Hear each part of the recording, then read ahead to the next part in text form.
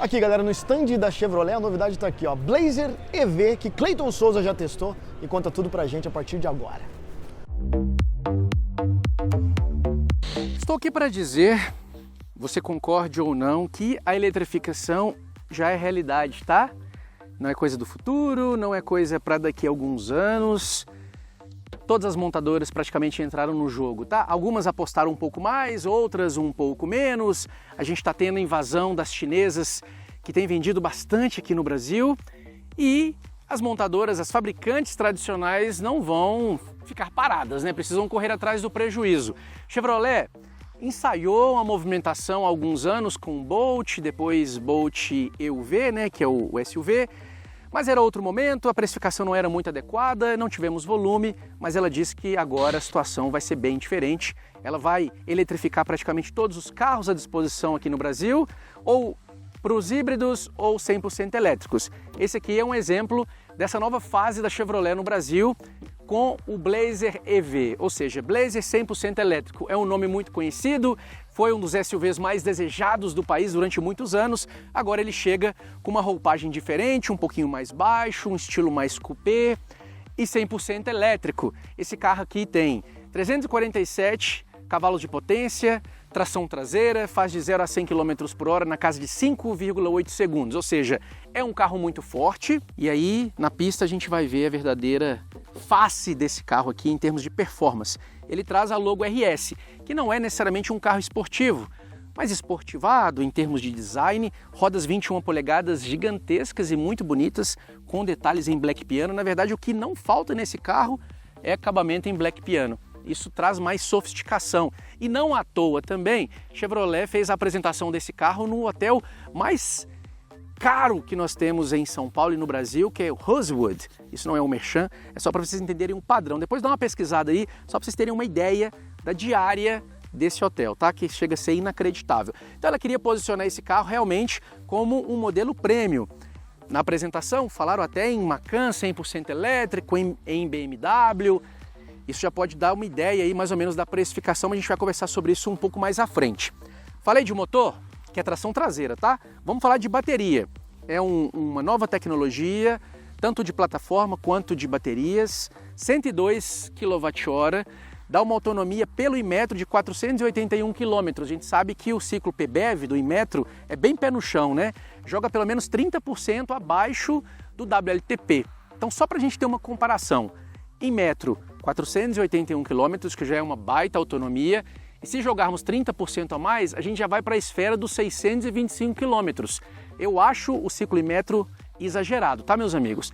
E às vezes o WLTP é um pouco otimista. Então se a gente ficar no meio do caminho entre 550 km, já vai ser uma quilometragem bem interessante para você sair da cidade, né? Não se preocupar só com o ciclo urbano. Outro detalhe interessante, já provando para vocês que vivemos um outro momento em termos de tecnologia. A bateria desse cara aqui aguenta até 190 kWh de carregamento, né? Ou seja, em carregadores super rápidos, né? De corrente contínua. Então uma bateria aqui de 102 kWh, 190, imagina, ficar 40 minutos, 50 minutos às vezes com o carro parado, você vai estar com 100%. Difícil só encontrar esse carregador, pelo menos por enquanto, aqui no Brasil. Já num carregador normal, wall box, aí esse carregamento fica na casa de 22. Vou até puxar aqui minha colinha, porque são tantos números, né? A gente acaba se perdendo. 22 kW num carregamento AC. E até 80% da carga em 40 minutos. Tá vendo? Não estou errando não, tá? 40% para ir de 0 a 80. A gente sabe que de 80 a 100 demora um pouco mais para poupar a bateria.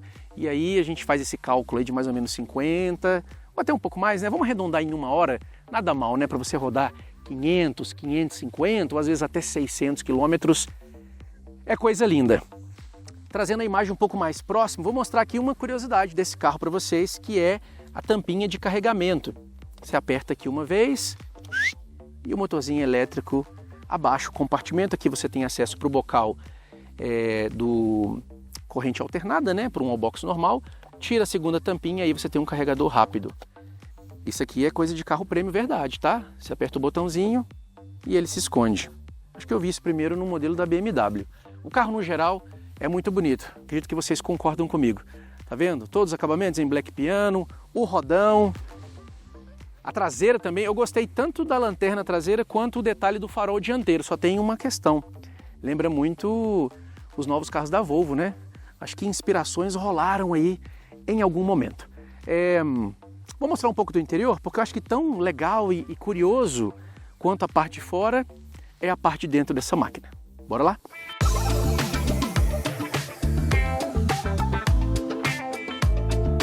Se tem uma coisa que a gente precisa concordar é que realmente os caras capricharam no design desse carro, né? Eu elogiei a parte externa, agora eu vou falar da parte interna. Depois, claro, a gente vai para os puxões de orelha, mas vamos avaliar aqui juntos, né? A gente tem um painel na parte de cima com uma cobertura em couro sintético, tem alcântara, ou seja, suede, né? Aqui no meio, costuras vermelhas, porque estamos falando de um carro RS.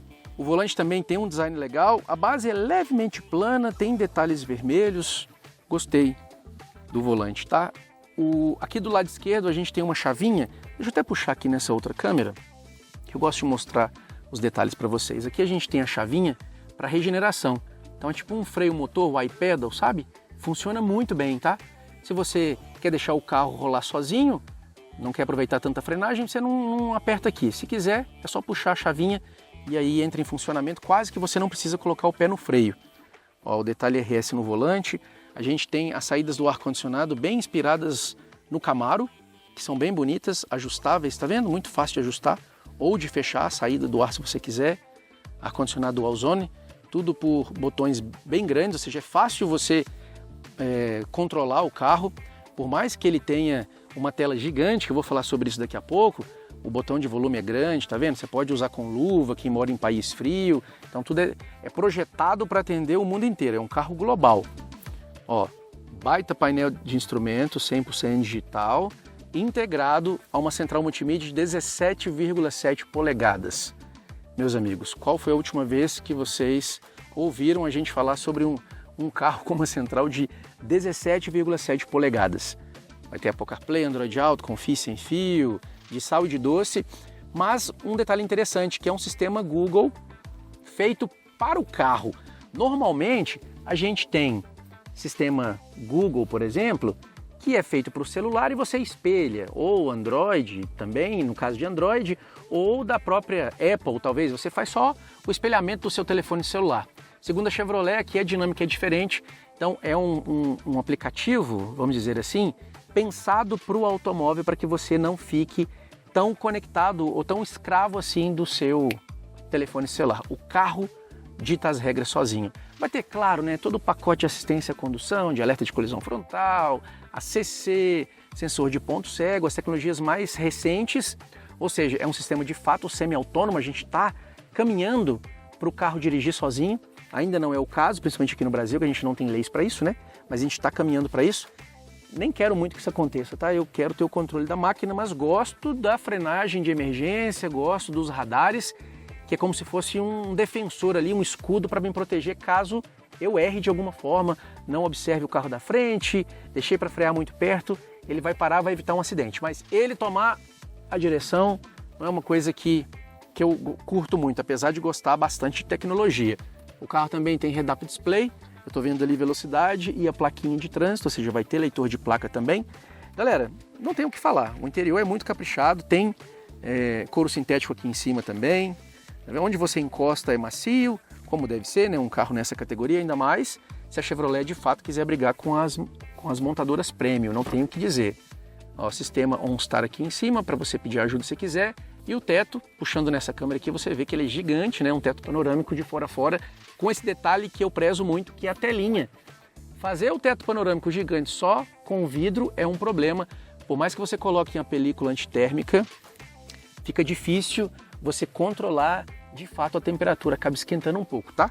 O encosto de cabeça tem alcântara, muito agradável, o carro é largo, tem 3,9 metros de entre-eixos, nem preciso sentar lá atrás, dispensa essa parte porque espaço é definitivamente algo que não falta nesse carro. Uma outra curiosidade nesse carro, para quem gosta, né, de ver bastante os detalhes, a chave, eu vi isso primeiro na Mercedes-Benz, né, ela que resgatou essa chavinha de marcha aqui, ó, que qual que é a vantagem? Você deixa essa área livre para ter mais porta-copos, para ter porta-trecos, né? Exatamente como você está vendo nessa configuração. Eu gosto às vezes de apoiar a mão, sabe? Mas como nós temos aqui um apoio bem grande também, você fica à vontade. É isso, galera. Esse aqui é um vídeo de primeiras impressões, né? A gente não vai ter tanto tempo, na verdade, para comentar sobre todas as tecnologias. Isso vai ficar para um teste um pouco mais para frente, até porque hoje é um pré-lançamento. Mas eu não posso deixar de dizer que o retrovisor ele é digital. Você pode escolher aqui, ó, o espelho normal, né? Tá me vendo aí com reflexo mostrando inclusive a GoPro, ou você vira a chavinha e aí tem acesso à câmera lá atrás. Isso é interessante, às vezes com baixa luminosidade, ele vai enxergar às vezes melhor pela câmera do que pelo espelho. Você tem que experimentar depois e ver qual que é a sua opinião, se você gosta mais do espelho ou se você gosta mais da câmera. Mas você vai ter as duas possibilidades.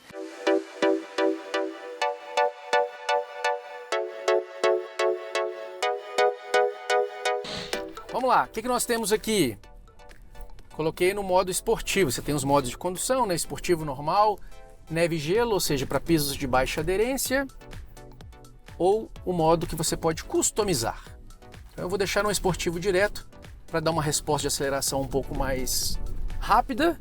O carro faz de 0 a 100 em 5,8 segundos, ou seja, já é uma velocidade muito boa.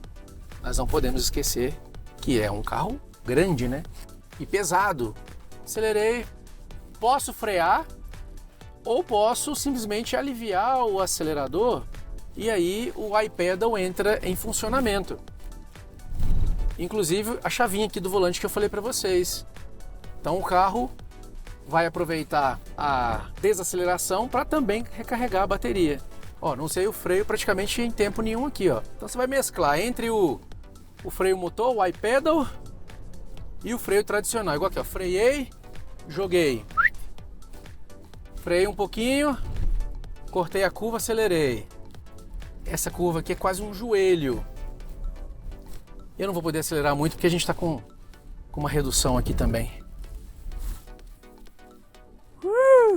É isso, meus amigos.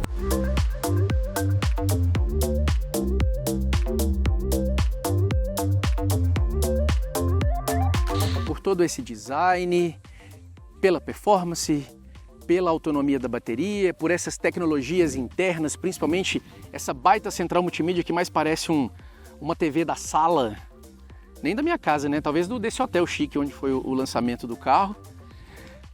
Quanto vocês acham que a Chevrolet vai cobrar por essa criança, hein, meus amigos? Blazer EV, bonitona, anda muito, carro muito agradável. Eu só acho que, continuo achando, né, que os bancos poderiam ter sido um pouquinho mais caprichados. Quase que das poucas observações. E preço, claro, né? Que uma coisa é avaliar isso aqui por 350 mil. Uma coisa é avaliar esse carro por 500 mil reais. Eu quero ser otimista, sempre tento enxergar o copo meio cheio, sabe? E aí eu iria falar para vocês que eu acho que esse carro vai ser vendido por 399 mil reais aqui no Brasil. Alguns amigos estão achando que vai passar dessa casa dos 400, talvez indo ali para 450, 500 mil reais. Aí já fica complicado. Argumentos a Chevrolet pode até ter, né? Mas eu acho que o mercado mudou muito. A gente está tendo aí carros interessantes, com preços bem adequados. E aí agora eu quero a sua opinião, né? Vamos de quê? 399? Acham que vai ser um pouco mais do que isso? E a gente se encontra no próximo vídeo. Valeu!